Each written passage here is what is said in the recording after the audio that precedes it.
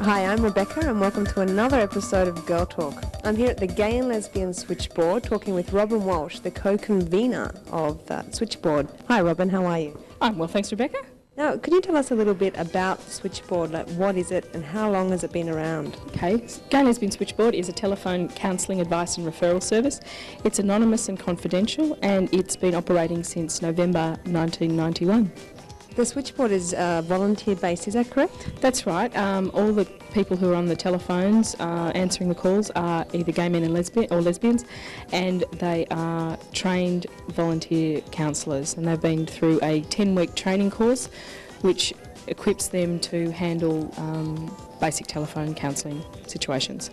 Now, Robin, if someone wanted to call in, what kinds of hours can they call in? Are you open all hours of the night? Okay, our hours of operation are between 6 and 10 p.m. every day, and on a Wednesday we open at 4 and go through till 10 o'clock also. What kind of people call in? Like what type of calls do you get? Is it, people just calling for a chat or all sorts of things? Okay, well, all sorts of things, but the majority of people who call are under 30.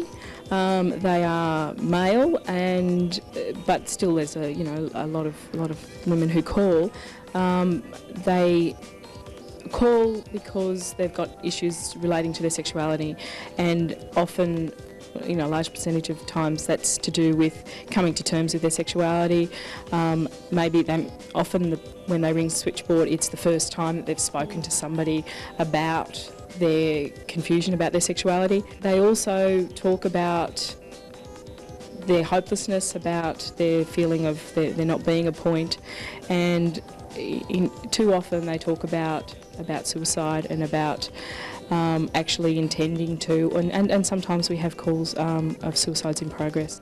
The situation with young people in rural and isolated areas is really bad, and that's why we have our 1800 number, which means that they can access the service better than if they were having to ring up on their parents' telephone bill and have this strange Melbourne number and pay an arm and a leg for the call as well. And we're really targeting our service towards those young people so that they can feel like there is somebody out there for them. Do you have funding? What kind of funding? Oh, well, no, we don't have funding. We have real difficulties maintaining the core funding base that also had been providing for the first 4 years of our service.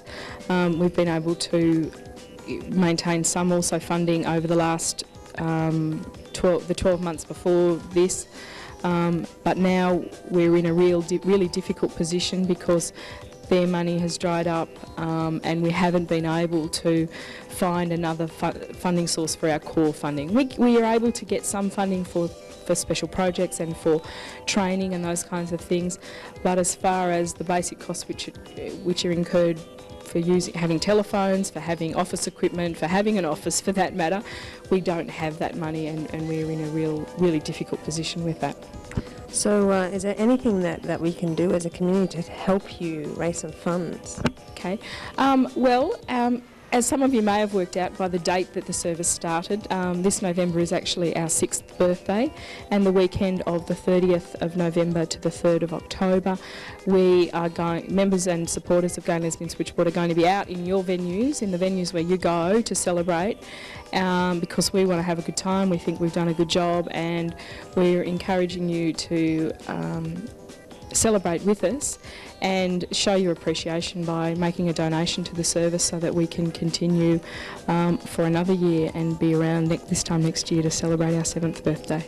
Well, thank you very much, Robin. I hope these guys are going to be around for a lot longer, because we certainly do need these kind of people in our community. Thanks, Robin. Okay, and just remember, ring switchboard when you need more than straight answers. Exactly.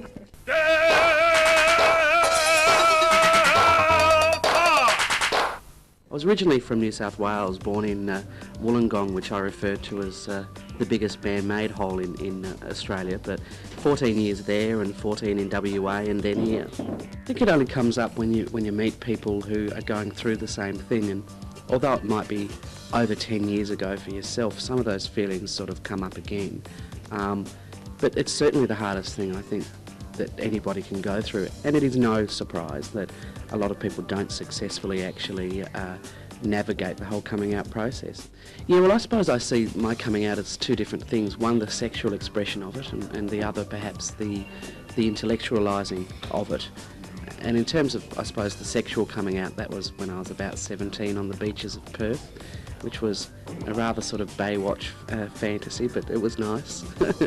Certainly nicer than freezing your nuts off in a park in Melbourne or something at 17. But in terms of the intellectualising of it, though, it wasn't until 2 years later, when I was at university doing quite well. I had a particular tutor who was, I suppose, filled a maternal role for me, and she was the first person I felt really comfortable in telling, and I told her, and it was an absolutely traumatic 2 weeks. It was like, you know, I'd been a sort of champion debater and things at school, and a very confident person, at least on the outside, and I didn't think it would rock me as much, but that 2 weeks when I came out to that tutor and then progressively to other friends was probably the most emotional period of my life. And I was surprised it took me so long to do it. I mean, my father sort of tells me that he knew when I was 5, and all these friends at school were saying, well, oh really, ho-hum, you know, we knew it all along. So,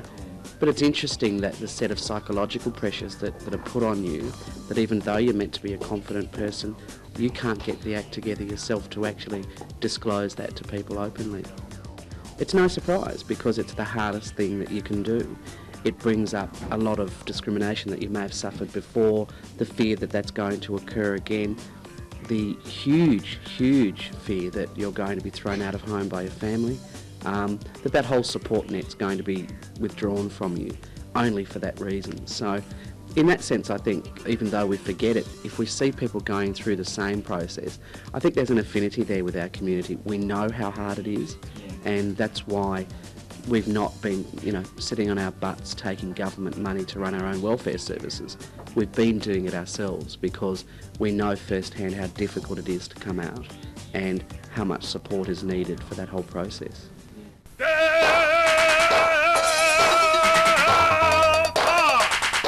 Whilst I was in Perth, I was chair of Gay and Lesbian Equality for between about 4 and 5 years, which was a fairly large public profile position. I also helped start the Pride March there, which obviously I brought to Melbourne a few years ago as well, and was very heavily involved in the ALP for about 8 years. A lot of the campaigns that have found their way around the rest of Australia actually started in Perth, and I don't know why that is. I think for the same reason that Melbourne's weather sort of dictates a certain amount of creativity, whereas I won't say what I think of Sydney's creativity. I think it's the same of Perth. I think because it's so isolated, you're forced to do a lot more thinking, do a lot more resourcing, and in that way I think some of the things that emanate from there, certainly the skills that you get from a small place like Perth are much more diverse than perhaps in the bigger cities.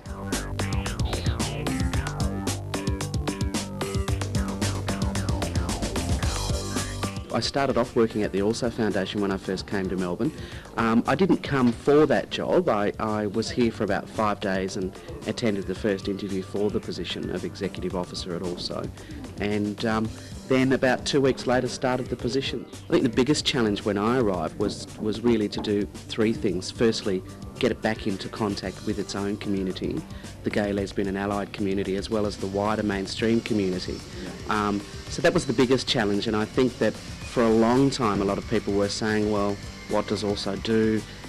All we know that it does is do dance parties. So that was, I think, the biggest challenge in reconnecting it to its community and lifting the profile, which I think is something I think it's probably the greatest achievement I made in 2.5 years. The other one I think was professionalising the organisation, because it's very hard to go out to people and say, we expect you to give us money to donate to a range of gay, lesbian and allied community projects without there being internal professionalism.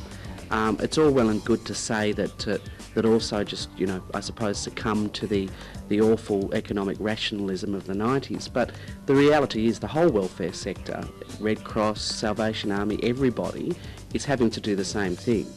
It is sad, and I think it's sad for as long as you allow the professionalism to override the community focus, and I think that there certainly were times up to when I was leaving that there was a propensity from some board members to want to really draw back on that community stuff, and I think though that with the recent election of pretty much a new board made up predominantly of community people as opposed to middle class white professional males, that I think that its community focus will remain, and that challenge to get rid of that commitment to the community will fail.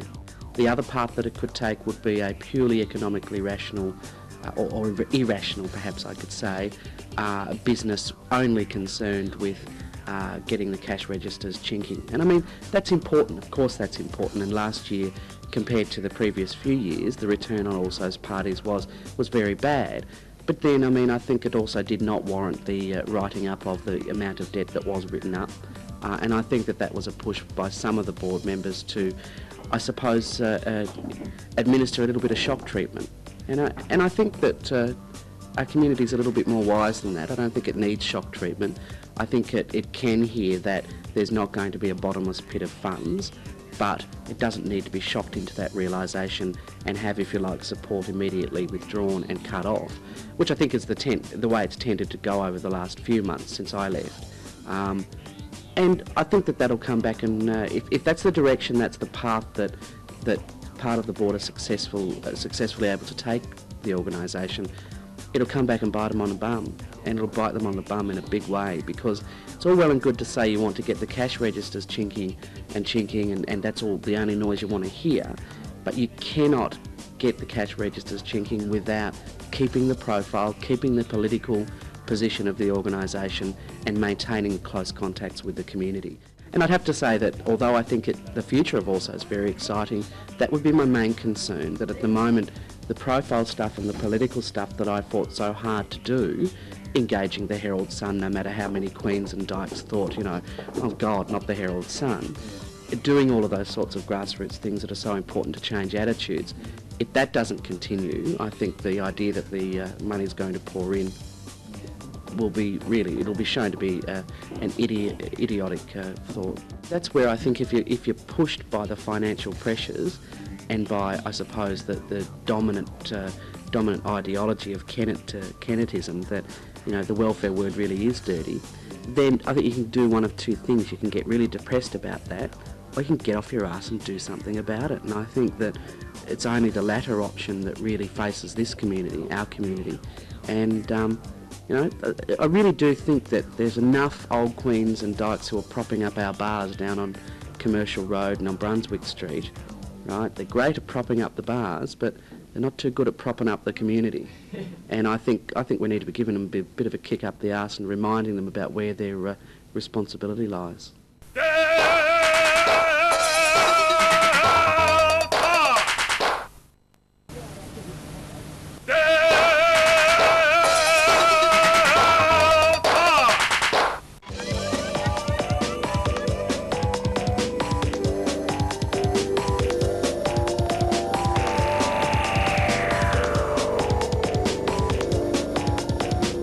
We have chicken dim sims. Chicken dim sims. We have chicken marinated in Soy marinated. Chai and things like that. Yes, something like that. Do you know what movies are playing this evening?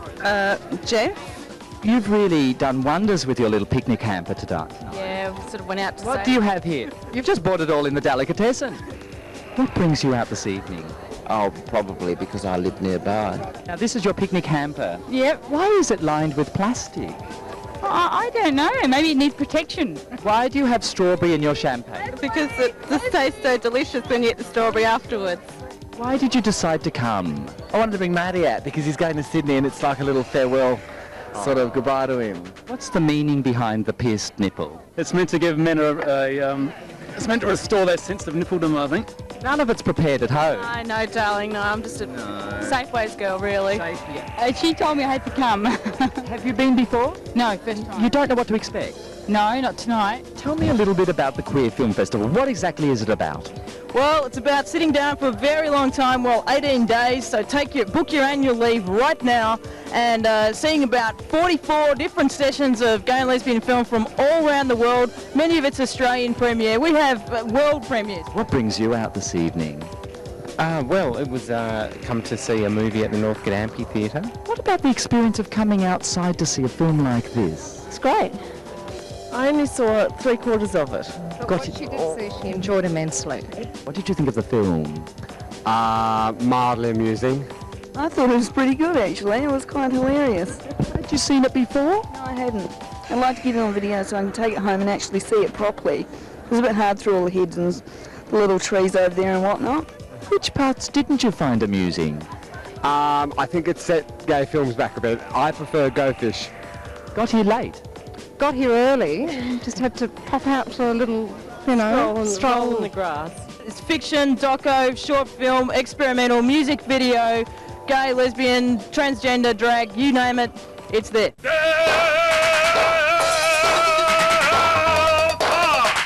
Took by surprise by the truth in your eyes, blind the fear that you felt in your mind. Well, I was born in the UK, in Nottingham, and I was 14 when I came here, and I've lived in Australia for 19 years. I sent off a demo when I first started the CD, and I sent it to Mushroom Records, and a lady there called Diana Tarossian was showing particular interest, and negotiations started with them, and I thought, okay, well, we'll move down, and just to let them know that we're serious about this, and so I moved down to Melbourne. It's pretty exciting. What I find more exciting is that I'm at the stage now where people recognise the songs and they know the songs and sing along when I'm performing live on stage, and that's a real buzz. Yeah, that's when I guess it all comes together. You think, oh, it's a good song, people are singing it, people are enjoying this music. Light the stars with the power that you gave me, and feel the strength of love within me. No more loneliness tonight. You send me rainbows in the night.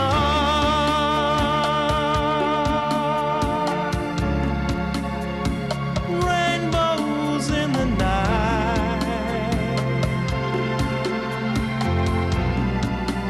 The same responses.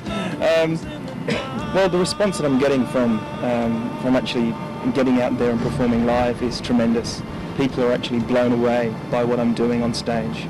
They're not expecting the quality, and they're not expecting that of me. Describing my music, I would say the closest you get and would be a very classical style of Elton John, his early beginnings when he used a lot of the theatrical string arrangements. I got interested in Elton John when I was around 18, 19, and I went to see him live and just blew me away. I thought it was fantastic. My favourite song on the CD would be Here I Am.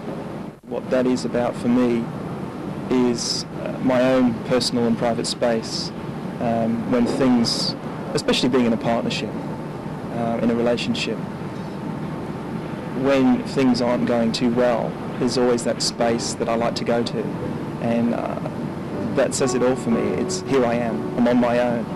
I'm where the buck stops. Here I am again in my room.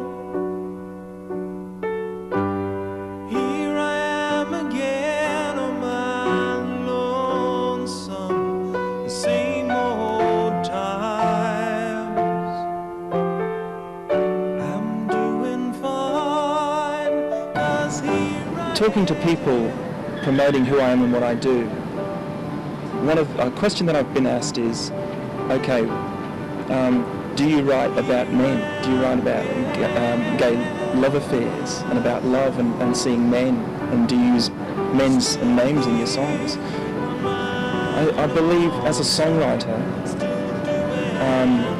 what I do and what I aim to do is make my song universal and make that song not adaptable, but having everyone relate some way to that particular song and to touch that person in some sort of way, and make them part of the song and involve that person within that song. That's what it is. 'Cause it's not fair to play with my heart.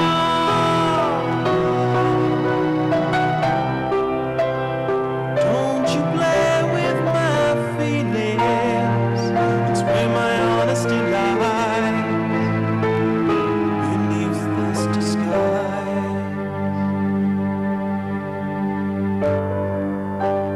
Here I am again.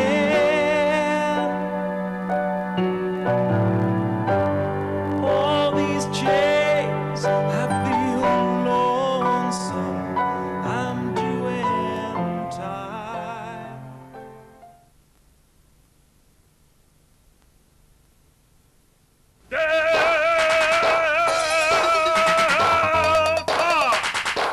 Hi there. Hi. You're here at Midsummer Carnival. Yes. What's your dog's name? Whippy. Mr. Whippy. Yeah, no, Miss Whippy. What's been the highlight of Midsummer for you? Well, being here actually, because we're from Brisbane and we've just sort of come down. What type of dogs are these? Well, four-legged, a cross between a goat and a sheep. Have you ever entered in Barbara Quicksand's tattoo competition? I think it's on Brunswick Street. No, I'm from New Zealand, so... So this is like a relationship across the waters. Relationship in my dreams. This is the brother-sister stall, and if you can see on the wall there are the covers for brother-sister. Incredible diversity.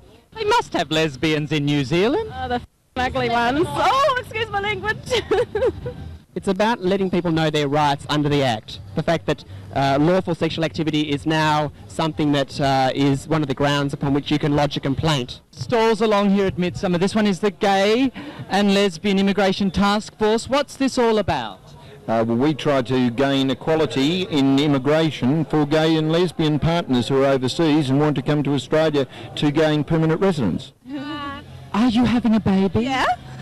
When is your baby due? In 9 weeks. How wonderful. One mother, two, and there's dad over there. Representing the Liberal Party of Victoria. Liberal Party of Australia, actually. Oh, is there such a thing? Absolutely, we're in government. Oh, are we? And the vast majority I of thought the ALP won. Oh, no, the vast majority... What happened to Paul? Paul's in retirement. How is it that you've dressed up and come out? Well, I had a little bit of help. Did you? Yeah, I got a resident makeup artist living at my house. How's Brother Sister going circulation-wise? Very, very well, yes. It just sort of keeps on accelerating, all that sort of hard-hitting news and lovely entertainment things that we've got. Tell me, what type of response have you had here today? We've had a fantastic response today. In fact, among the gay community and among the straight community as well, the vast majority of Victorians are marching with their feet and voting for Kennett in droves as the election results... No, what about that last by-election? That was a freak result, and that was a protest vote on a single issue, and that was a matter of... Was it a country thing? It was a country thing. So you're closing down those hospitals in the country. It wasn't a question of closing down hospitals. How often do you go to the gym? About four times a week. Has it improved your sex life? Absolutely. In what respect? I don't know. This is your baby. It certainly is. This is very contemporary. It certainly is. Contemporary. And now, It's a three-way affair. how's it going to work for you all? Well, who knows? Darling, this is Melbourne's Metropolitan Community Church. Oh, heavens. So now what does that mean? It's the church which welcomes all people. Melbourne's gay, lesbian, transsexual, transgender, bisexual, heterosexual and allied communities, all to worship together. And do they all fit in the one place? They do all fit in the one place.